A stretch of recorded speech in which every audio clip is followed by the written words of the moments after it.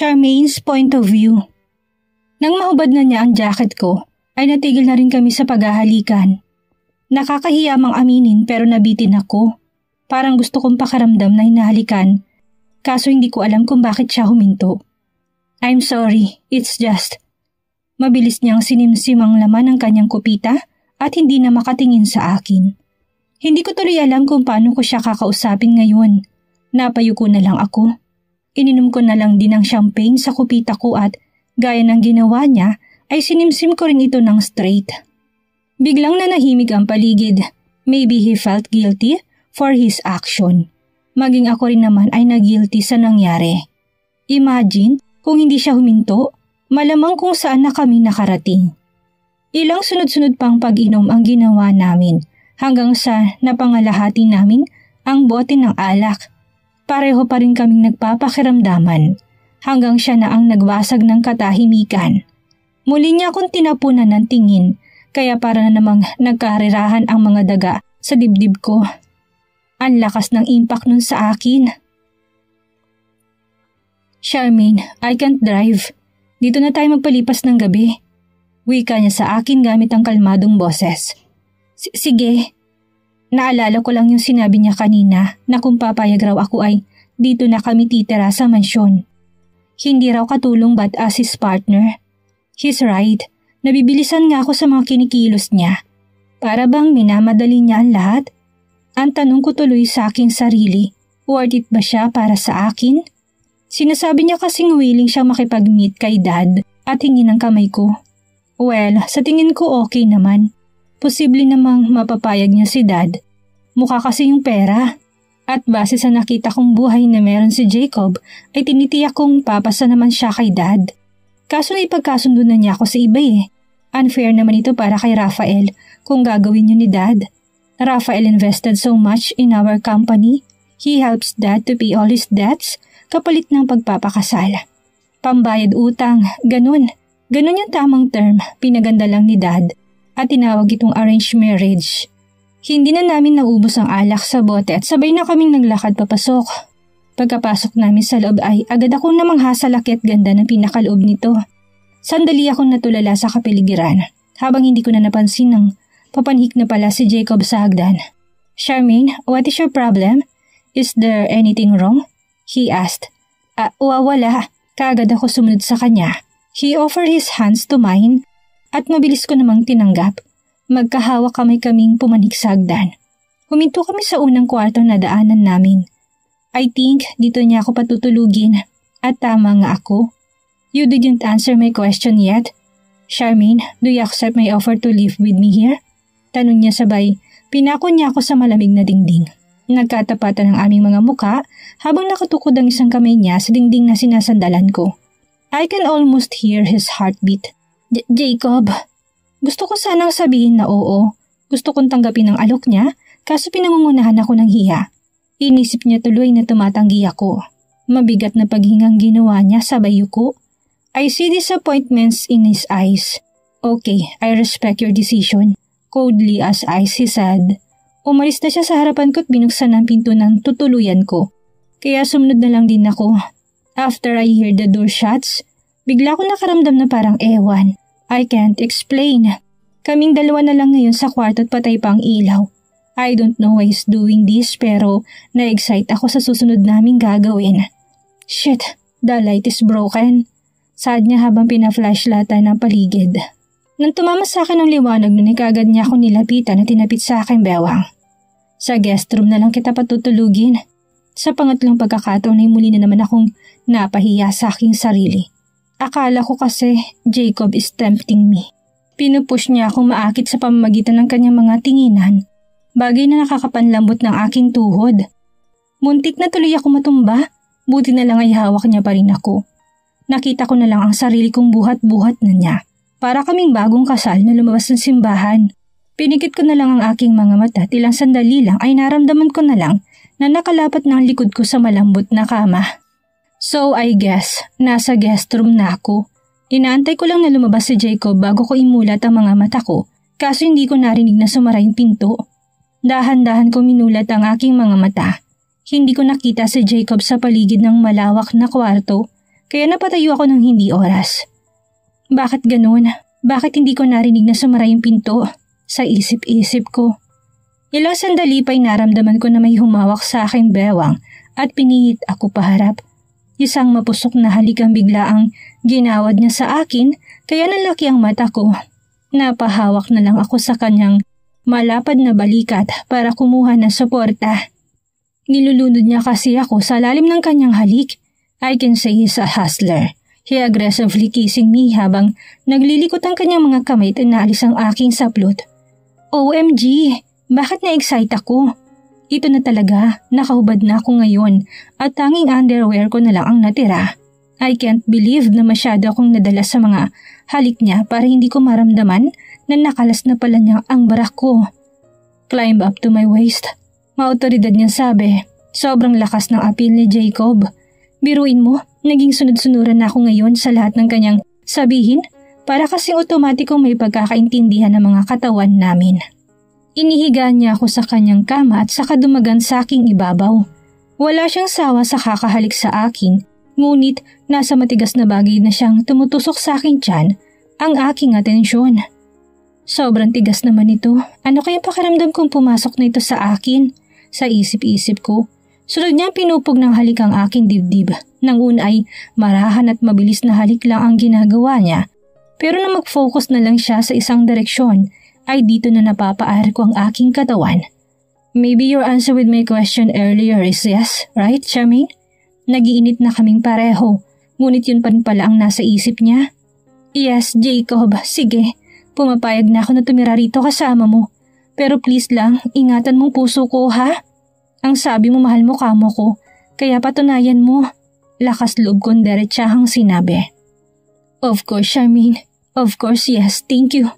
Thank you for giving me a chance. Hindi ko ito sasayangin. Nakakatawa lang kasi dito pa talaga namin ito pinag-uusapan. Kung kailan pareho na kaming walang saplot, wala na rin siyang natitirang suot na damit. Hindi ko na talaga kinakayang mga nangyayari. Ngayon kasi bumaba ng mga halik ni Jacob. Sobrang kakaiba ito sa akin. Kakaiba ang feeling. Hindi pa man din kasi lumalapat ang mga labi niya sa perlas ko ay nakikiliti na ako. Babe, magsimula na tayo. Ano raw? Babe daw? Babe ang magiging tawagan namin? Shit, may terms of endearment kaagad. Official na ba talaga kami? Saka ako na lang siguro isipin na magiging consequences ng gagawin naming ito. Basta sa ngayon ay susundin ko muna ang gusto at sinasabi ng puso ko. It beats for Jacob at wala akong nakikitang masama kung mabilis na magiging kami. Ang masama lang ay yung gagawin namin to. We're not yet married, kaya lagot talaga ako kapag hindi niya ako tinutuo. Lahat ng pag-aalala ko'y kaagad na hawi sa aking isipan matapos ko nang naramdaman na nag-umpisa na si Jacob. First time ko itong experience at ang masasabi ko ay parang binabaliw ako ni Jacob. Para akong maiihi, hindi ko na malaman kung paanong pigil ang gagawin ko. Wag lamang mapaungol kasi hindi ko talaga mapigilan. Naramdaman ko may kumikibot sa loob ko na animoy kinakargahan ang tuyo kong palayan.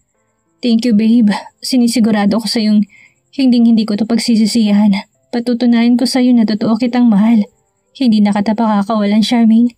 I am marking you now as my exclusive, expensive and valued property. I love you. Wika niya sabay latang-latang nahiga sa aking tabi. Ako naman ay kinilig sa kanyang mga sinabi. Sana talaga totohanin niya dahil kung hindi, wala na akong may pagmamalaki sa aking mapapangasawa sakaling hindi siya tumupad sa usapan. Ito naman yung pinaka-the best part. Ito yung hinalikan niya ako sunod yumakap sa akin bago kami matulog. Hindi na kami nakapagbihis ng damit dahil nakatulog na kaagad sa Jacob. Ako naman ay may iniinda pang sakit. Kinabukasan, naunang magising si Charmaine kay Jacob. Gising ng diwa niya pero hindi niya maigalaw ang katawan niya. She is still in sore. She lost her virginity and she gave it wholly to the man she think is deserving. Wala siyang pinagsisisihan dahil gusto na talaga niya si Jacob at kung bakit ganun kabilis, yun ang hindi niya alam. Nang maramdaman niyang gumalaw si Jacob ay nagtulog-tulugan siya. Para bang nahihiya siya, hindi niya alam kung paano ito haharapin. Maya-maya pa, maramdaman na lang niya na hinalikan siya nito sa noo at pagkaraan ay narinig na niya pumasok ito sa banyo. Hindi pa rin niya minulat ang mga mata.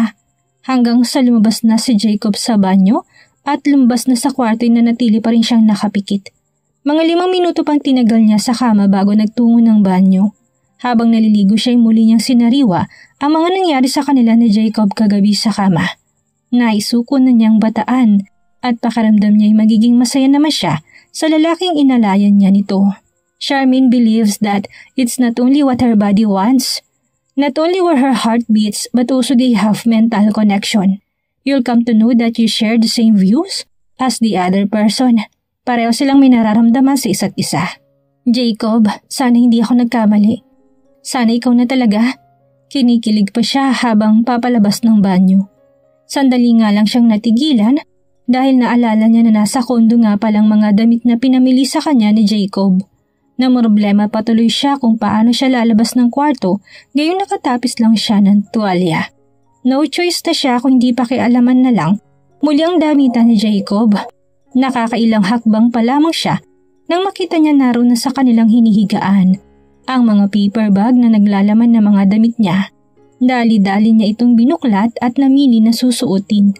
Cotton shorts na kulay red at spaghetti black sando na pangbahay ang napili niyang suotin.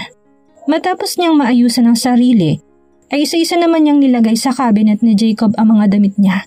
Pumayag na kasi siyang tumira rito sa mansyon kasama si Jacob. Siguro inabot lang siya ng kalahating oras bago matapos. Pagkaraan niya magligpit ng kanyang damit ay bumaba na siya sa hagdanan. Hindi pa man din siya lubos na nakakababa ay kaagad na niyang naamoy ang bango ng ulam. Napahimas tuloy siya ng tiyan at bigla siyang nagutom. Naglakad siya papunta sa kusina at doon niya nadatnan ng nakatalikod na si Jacob na busy sa paghahanda ng almusal. Likod pa lang, ulam na. Wala sa sariling nasabi niya. Napalingon tuloy si Jacob. Gising ka na pala, babe. Umupo ka muna, maghahain na ako. Nakangiting sabi nito't pagkaraan ay muling hinarap ang niluluto. Give me 3 minutes, babe. Instant mag-asawa ng peg nilang dalawa. Parang kailan lang niya ito nakilala, ay nakuha na ni Jacob ang lahat-lahat sa kanya. Her mind, body, heart, and even her soul. Mukhang deserves naman nga nito dahil sa paraan pa lang ng pag-iistima nito kay Charmaine sa harapan ng hapagkainan ay nakakakilig na. Here babe, alam kong napagod ka kagabi kaya kumain ka na marami. Saad nito habang nilalagyan ng kanin ang pinggan ni Charmaine. Siya namang nasamid si Charmaine. Grabe, nakakahiya. Baka narinig siya ng mga kasambahay niya. Sa isip-isip naman ni Charmaine. Ilang di pa lang kasi ang layo ng mga ito sa kanila. Thank you. Nailang na sagot niya. Naintindihan naman siya ni Jacob. Naintindihan siya nito kung bakit naiilang pa siya pero hindi ito nagpaawat. Talagang tender loving care ang pag-aalaga nito sa kanya. Kulang na lang ay subuan siya nito. Sige ka, kapag hindi mo kinain yan, manlalata ka mamaya kapag ikaw nang kinain ko. Bulong ni Jacob sa kanya.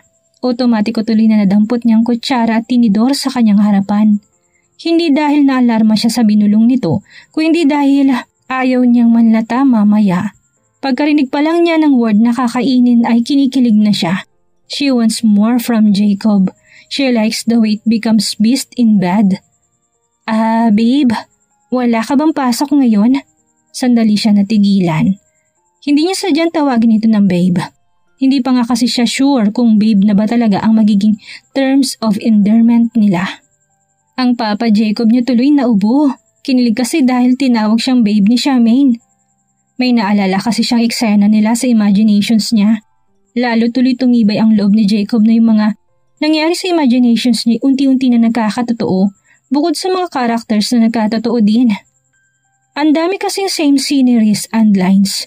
Kung naging totoo lang si Mang Carling, isipin ni Jacob na time travel itong nangyayari. Kung parang nakita na niya yung mga nangyari sa hinaharap.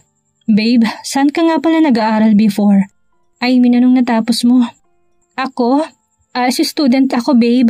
Pag-graduate na sana ako kaso pinag-stop ako ni dad Mayaman naman daw yung mapapangasawa ko sana. Kaya hindi ko na raw kailangang magtapos pa ng pag-aaral. As student, at your age. Bakit? May I know the reasons why? I mean, dapat college graduate ka na. Nagtataka lang kasi si Jacob. Bakit dad ang tawag nito sa kanyang ama samantalang sa pagkakaalam niya mahirap lang ito? Sa bagay, pwede naman tumawag ng dad kahit na mahirap Kaso nga lang sa pag-aaral ni Jacob sa mga kilos ni Charmaine, ay mukha itong mahirap o inosente sa galawan ng mga mayaman. Oo, sa alsa ko. Hindi kasi fix magpadalang dad ko kasi anak lang ako sa labas. Bali yung tumayong magulang ko is tauhan lang nila. Kumbaga binayaran para alagaan ako. Namatay kaya para lumaki na rin ako mag-isa dahil hindi naman ako kinuha ng daddy ko sa kanya.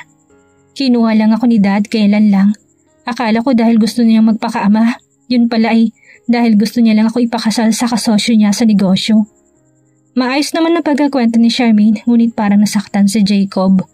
Hindi niya lubos maisip ang pinagdaanan ni Charmaine. He loves Charmaine so much at itong lalong nagbigay sa kanya ng dahilan para ilayo na ito sa sinasabi nitong ama. Babe, don't worry. From now on, you will be loved at never kong ipaparamdam sa'yo na wala kang halaga. You're a blessings in disguise, babe. Dito ka na lang sa akin, pakakasalan kita. Ibibigay kong buhay na pinapangarap mo. Gagawin ko lahat para sumaya ka. Seryoso at sinserong wika ni Jacob. Alam naman ni Charmaine na totoo ito sa sinasabi niya. Actually, may isang tao nga siyang naalala sa sinasabi niyo ni Jacob. Alam ko naman yun, babe. Kaya nga sa'yo ko pinagkatiwalaan lahat. Babe, para kang si Tay Carling, yung nagpalaki sa akin. Pareho kayo na sinasabi. Dito na humintong mundo ni Jacob. Para siyang nahilot sumakit ang ulo. What did you just say? Itay Carling? Jacob's point of view. Nagkataon lamang ba o ano? My world stops after hearing the name of Carling. Dati, naniwala ko na imaginations ko lang ang lahat. Na nabuo sila sa isipan ko dahil nga naghahanap lang ako ng masisisi. But, how did it happen? Bakit parang pinaglalaroan na ata ako ng pagkakataon at ng panahon? First, na-inlove ako sa taong nakilala ko lang sa isip ko. Second, nagkatotoong lahat ng tao sa imaginations ko. And third, parang umuulit lang ang mga pangyayari na nangyari noon na inimbento ko lang sa isip ko. At itong babaeng kaharap ko ngayon, siyang bumubuo sa araw ko kahit na hindi ko sigurado na gaya ng Charmaine, sa imaginations ko'y mamahalin niya rin ba ako ng totoo? Palagay ko naman ay oo, kagabi kasi inalay niya na sa akin ng buo ang kanyang pagkababae. At para sa aming mga lalaki ay malaking bagay na yun. Samantala, babe, bakit natahimik ka? May problema ba? Bigla ka natahimik. Dito na ako napabalik ang atensyon sa kanya. Nothing, babe. May naalala lang ako sa pangalang Carling. Sagot ko sa gamit ang hindi siguradong tono ng boses. Alam mo yun yung hindi na natapos ni Charmaine ang kanyang sasabihin nang biglang may bisitang dumating. Shit, ano bang ginagawa niya dito? Ano bang kailangan niya sa akin ng ganitong kaaga? Tumayo kaagad ako para salubungin si Benji. Paniguradong kung ano-ano lang itatanong niya kay Charmaine, bagay na iniiwasan ko. Babe, just a second. Paalam ko kay Charmaine. Babe, what did you just call her? Babe, tanong ni Benji sa akin na may halong pagtataka. Benji, what the heck are you doing here? Ang aga pa. Bakit hindi mo na lang ako pinuntahan sa opisina? Ano ba yan? Importante ba yan? Hinila ko siya palabas at doon kami nag-usap sa may garden. Mariin niya akong tinignan. Jacob, ano to? Siya ba si Charmaine? Siya ba yung sinasabi mong babaeng kamukha ng nasa imaginations mo? As far as I remember, kakikilala niyo pa lang ha? Tapos inuwi mo na siya dito sa mansyon? Okay ka pa ba, Jacob? Huwag mo sabihin kayo na. Malakas na pagkakasita niya sa akin. Kaso nasa point ako ng buhay ko na wala na akong pakialam sa iisipin at sasabihin ng iba. Mas importante sa akin kung anong nararamdaman ko o anong nakakapagpasaya sa akin. Brad, kailangan ko ba talagang isa-isahin kong sagutin yung mga tanong mo? Napahilamos ako ng muka. Look, saka na tayo mag-usap, okay? O gusto mo, hintayin mo na lang ako sa office. Please, give us some space. Baka maguluhan lang si Charmaine eh. Kakasagot niya pa lang sa akin na tayo kung isipin niya ang dahilan kung bakit ko siya dinala dito. I know even you has no idea dahil never ka naman nakinig sa akin, hindi ba? Hindi ba pinag-isipan mo pa ako na may sakit? Kaya ngayon totoo na si Charmaine. Please, hayaan mo na lang ako. Jacob, hindi na talaga kita maintindihan. Look at you and look at her. You are 32 and shit. Ilang taon na ba yan? Mukha pa siyang estudyante. Benji, ano bang masama dun? She's 21, a well-grown up lady. Kailan pa pinagbawal sa Pilipinas na pumatol sa mas nakababata? Debensa ko kaagad. Brad, hindi naman sa ganun. Ang akin lang naman is, she's too innocent for you. Baka magkaproblema ka pa kapag hinanap ng mga magulang niya yan. Jacob, huwag ka masyadong dumipende sa kung ano yung mga nangyari doon sa imaginations mo. Huwag kang mahibang sa mga bagay na hindi mo naman kontrolado. Benji, alam kong ginagawa ko. At for your informations, hindi ako dumidepende sa imaginations ko. Nagising ako na si Charmaine ang mahal ko. Kaya ano bang ina-expect mong magiging reaction ko noong makita ko siya?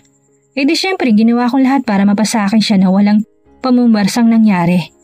Saka kung pinaniwalaan ko lahat na nangyari noon, sana hindi mo na ako nakakausap ngayon. Sana matagal ka na pinaglalamayan. Alam mo naman ang naging role mo doon, hindi ba?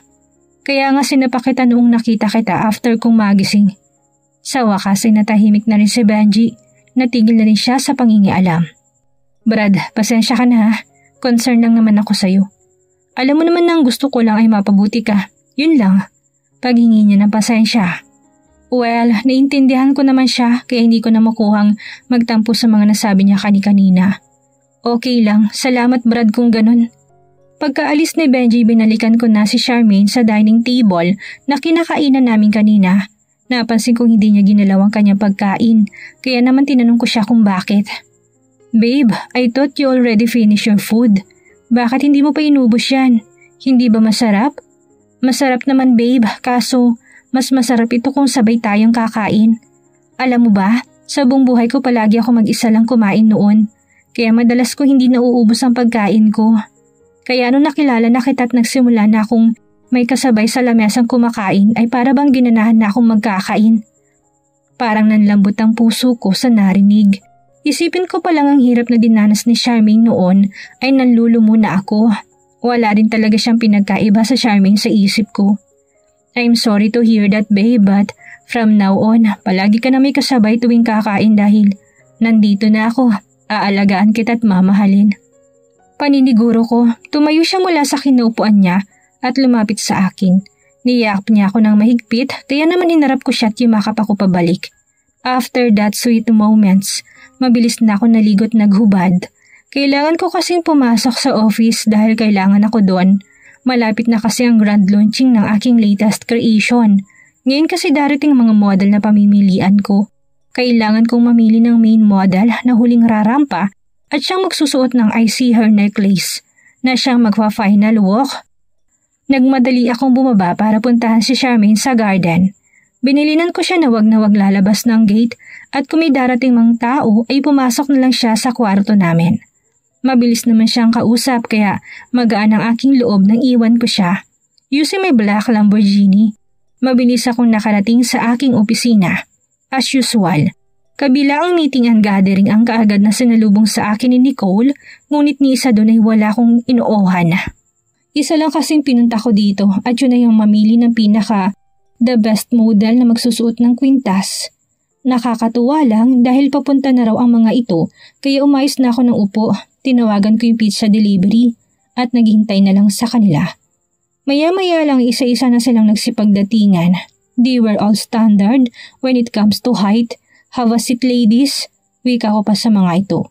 Ang hindi nila alam ay nagsisimula na akong basahin ng mga galaw nila. Ilang sandali pa'y muling tumigil ang mundo ko nang pumasok ang isang kilalang modelo. Stella Fox? Sa isip-isip ko, para akong lalagnatin dahil nakita ko ng pangyayaring ito. At ang pangyayaring yun ang siyang sinisisi ko kung bakit nagsimulang love story or feelings ni Rafael kay Charmaine. In my imagination, hindi sumipot itong si Rosana sa mismong araw ng launching, kaya sa hindi ko malaman ang dahilan ni si Charmaine ang pumalit sa kanya. Bagay na maganda namang kinalabasan ngunit ayaw ko nang maulit. Kaya naman sa huli hindi ko na ito pinili. Siguro naman ngayon hindi na siya ang pinili ko, hindi na rin siguro uulit ang pagkakamali ko dati. Congratulations, Ashella Vandal. Ikaw napili kong magsusuot ng kwintas sa aking grand launching. Jacob tried to avoid all the names involved in his imaginations. Masyado na kasi siyang napapaisip dahil parang umuulit lang at nagkakatotoo lahat ng karakter. Kahit kasi si Rosana Roses na kilalang modelo ay nag-a-appear din. Kaya naman para makasigurado iiwasan na lang niyang mga ito. Good decision naman para kay Jacob dahil sa mismong araw ng kanyang launching ay sumipot itong si Ashella Vandal. Nangyari ang nasabing launching ng matiwasay at nabigyan naman ng justice ang nasabing modelo, ang I See Her necklace. Gaya din ng inaasahan ni Jacob ay nag-number 1 ito sa masa, local and internationally itong sumikat at kumita ng mga milyones. Congratulations Jacob, I didn't expect na ito palang negosyo mo. Ang galing, proud na proud ako sa iyo. Nailan tuloy ako kasi hindi pala basta-bastang taong boyfriend ko. Feeling ko tuloy maraming umaaligid sa yung mga babae. Babe, huwag kang mag-alala, ikaw lang gusto ko. Gusto mo pakasalan na kita eh. Ano sa tingin mo? Naisip ni Charmaine na masyado na ngang nagiging mabilis si Jacob. Yes, in love sila sa isa't isa at the short period of time. Kaso para sa kanya hindi pa panahon para magpakasal sila. Grabe ka naman babe, kasal agad. Wala pa nga tayong 1 month eh. Does it matter? Wala sa tagal yan babe.